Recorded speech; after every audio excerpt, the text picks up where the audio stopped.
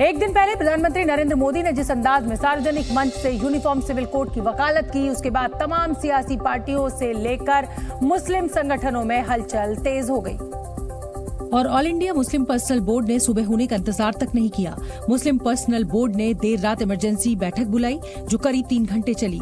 इस मीटिंग में यूसीसी यानी समान नागरिक संहिता के कानूनी पहलुओं पर चर्चा हुई, जिसमें वहां मौजूद वकीलों ने भी अपनी राय रखी। AIMPLB अपना एक ड्राफ्ट तैयार करेगा जो लॉ कमीशन के अध्यक्ष को सौंपा जाएगा। शरीयत के जरूरी हिस्सों का इस ड्राफ्ट में जिक्र होगा। बैठक में ये भी तय किया गया कि विपक्ष के नेताओं से मिलकर यूसीसी के मुद्दे को संसद में उठाने की अपील की जाएगी। मुस्लिम पर्सनल लॉ बोर्ड ने यूसीसी को देश हित के खिलाफ बताया और इस पर जवाब देने के लिए समय सीमा को 6 महीने बढ़ाने की अपील की। यही नहीं, बोर्ड ने आम लोगों से अपील की कि वो विधि आयोग के आधिकारिक मेल पर इसके खिलाफ अपनी आपत्ति दर्ज कराएं और ये तादाद कम से कम 5 लाख हो। जाहिर है यूसीसी के मुद्दे पर all India Muslim personal law board का रुख वही है जो उसका शुरू से रहा है, लेकिन मुस्लिम पर्सनल लॉ बोर्ड जैसा रुख संपूर्ण मुस्लिम समाज का नहीं है। हालांकि कई मुस्लिम नेताओं ने यूसीसी पर पीएम मोदी के बयान के बाद उससे दोबारा विचार करने की अपील की, जिनमें शिया धर्मगुरु यासूब अब्बास भी हैं। यूनिफॉर्म सिविल कोड, एक देश एक कानून अच्छी चीज है। हमारे यहाँ मुसलमानों में पर्सनल लॉ का मसला है, हमारे यहाँ और दूसरे मसाइल हैं। लेकिन सूफी इस्लामिक बोर्ड जैसे कुछ संगठन इस मुद्दे पर खुलकर सरकार के रुख के साथ आ गए हैं और सुप्रीम कोर्ट के नजरिए के आधार पर इसे देशहित में ठहराया। हमारी सबसे बड़ी अदालत भी उसका समर्थन कर रही है, तो ये लाजमी बात है कि राष्ट्र हित में है और जो चीज राष्ट्र हित में है हम उसके साथ हैं। सूफी इस्लामिक बोर्ड ने मुस्लिम संगठनों और सियासी जमात से इस मुद्दे पर राजनीति न करने की अपील की।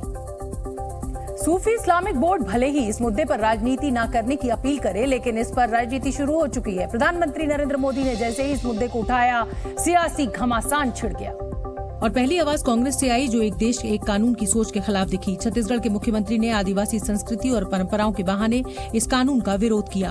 अब सिविल कोड कर देंगे तो हमारे आदिवासियों की जो रूढ़ी परंपरा उसका क्या होगा? बघेल ने अलग अलग परंपराओं को संविधान सम्मत बताया तो कुछ इसी तरह की बात असदुद्दीन ओवैसी ने भी की। पूरे जो इस्लामिक रेफरेंसेस है प्रैक्टिसेस के, उसको वो इलीगल ट्रीट करेंगे और पूरे हिंदू प्रैक्टिसेस को प्रधानमंत्री अंडर द लॉ प्रोटेक्ट कर लेंगे। मुस्लिम मुद्दों पर अपनी राय रखने में आरजेडी ने भी देरी नहीं की। इस्लामिक मैरिज कॉन्ट्रैक्ट है, क्या करेंगे हम? और ये जो हिंदू धर्म के अंदर की भी जो विविधता और बहुलवाद है, उसको आप किस प्रकार एक ब्रश से सब खत्म कर देंगे? जाहिर है यूसीसी पर बहस की शुरुआत हो चुकी है और चूंकि ये बहस प्रधानमंत्री नरेंद्र मोदी के बयान के बाद शुरू हुई है, इसलिए बीजेपी इस मुद्दे पर चुप नहीं रह सकती और इसीलिए बीजेपी के नेताओं ने भी समान नागरिक संहिता के मुद्दे पर मोर्चा संभाल लिया। और चूंकि विरोधी दल यूसीसी को संविधान के खिलाफ बताते दिखे, इसलिए बीजेपी ने इसका इसी नजरिए से जवाब दिया। संविधान के तो आर्टिकल 44 में राज्यों के डायरेक्टिव प्रिंसिपल में इसका निर्देश दिया है। सर्वोच्च न्यायालय का इसके संबंध में निर्णय है। यही नहीं, बीजेपी के मोहसिन रजा ने तो यूसीसी को देश को जोड़ने वाला कानून बता दिया। यूसीसी से अल्पसंख्यक और बहुसंख्यक इनकी दूरी भी खत्म हो जाएगी, जिसको बांटने का काम विपक्ष ने किया था।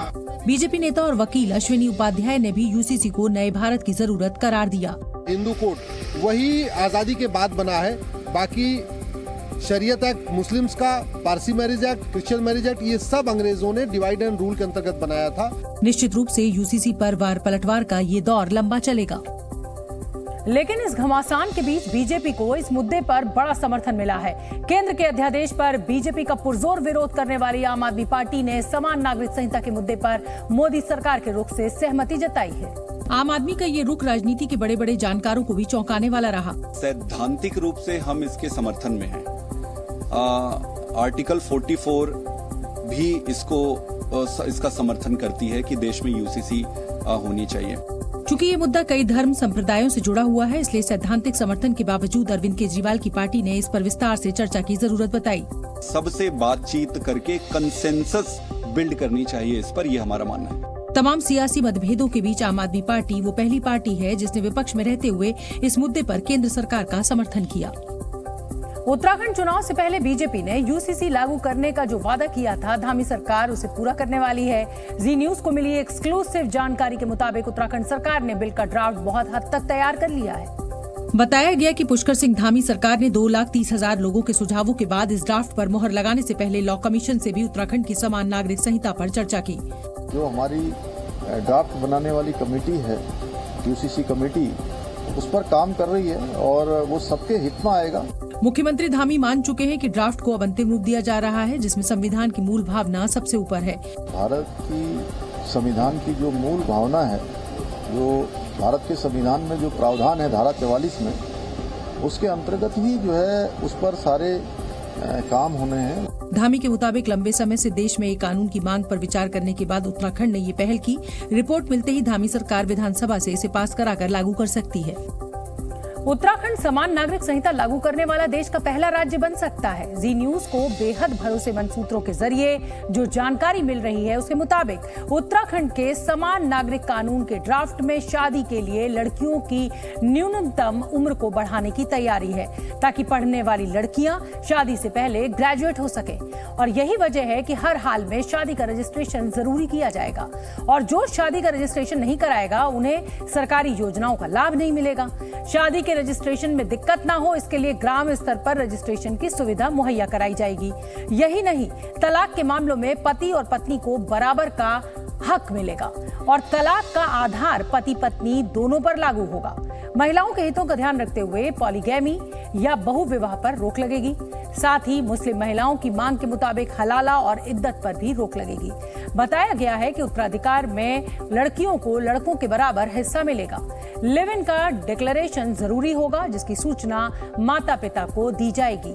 अनाथ बच्चों के मामले में गार्जियनशिप प्रक्रिया आसान की जाएगी और बच्चों के हित को देखते हुए पति पत्नी में झगड़ा होने पर ग्रैंड पेरेंट्स को उनकी कस्टडी दी जाएगी। ड्राफ्ट में जनसंख्या नियंत्रण पर भी जोर है, जिसके लिए बच्चों की संख्या तय हो सकती है। ऐसा होने पर सभी लोगों को गोद लेने का अधिकार भी मिल सकता है। संसद का मॉनसून सत्र जुलाई के तीसरे सप्ताह में शुरू हो सकता है। जानकारी के मुताबिक 2023 का मॉनसून सत्र 17 जुलाई से शुरू हो सकता है। सत्र के 10 अगस्त तक चलने की संभावना है। यूपी के कांवड़ यात्रा मार्ग पर खुले में मांस की बिक्री पर रोक लगा दी गई है। सावन महीने में कहीं भी खुले में मांस नहीं बेचा जाएगा। योगी कैबिनेट की बैठक में आज चित्रकूट को एक बड़ी सौगात मिली। जगत गुरु रामभद्राचार्य विश्वविद्यालय अब उत्तर प्रदेश जगत गुरु रामभद्राचार्य दिव्यांग विश्वविद्यालय के रूप में जाना जाएगा। जगत गुरु रामभद्राचार्य ही विश्वविद्यालय के आजीवन कुलाधिपति रहेंगे। बीजेपी सांसद रवि किशन की बेटी अग्निवीर योजना के तहत भारतीय सेना में शामिल हो गई है। बेटी इशिता शुक्ला की सफलता पर रवि किशन ने खुशी जताई। उत्तर प्रदेश में सहारनपुर से इस समय एक बड़ी खबर मिल रही है। आपको बता दें, यहाँ देवबंद इलाके में भीम आर्मी चीफ चंद्रशेखर पर जानलेवा हमला हुआ है। हरियाणा नंबर की कार से आए हमलावरों ने चंद्रशेखर पर 4 राउंड फायरिंग की है। गोली इनके पेट को छूती हुई निकल गई है। चंद्रशेखर के एक साथी को भी गोली लगी है। फायरिंग में कार के शीशे टूट गए हैं। चंद्रशेखर देवबंद के प्राथमिक स्वास्थ्य केंद्र में भर्ती हैं, जहां उनका उपचार चल रहा है। वो कार्यकर्ताओं से मिलने देवबंद पहुंचे थे। चंद्रशेखर का कहना है कि वो जब सहारनपुर की ओर जा रहे थे तो उन पर हमला किया गया।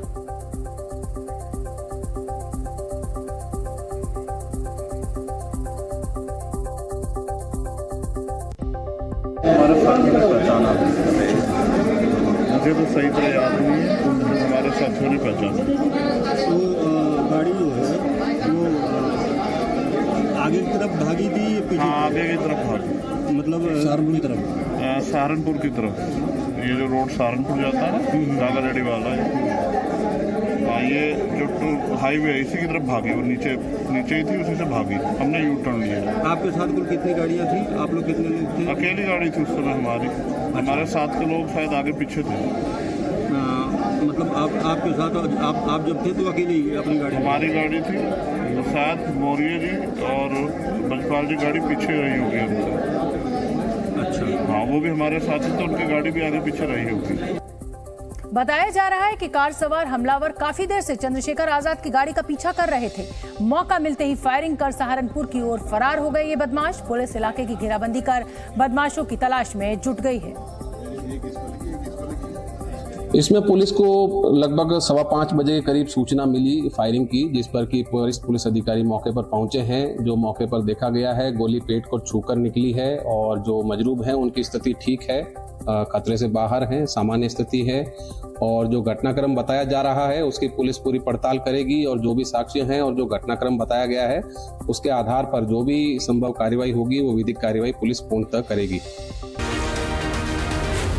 जी न्यूज़।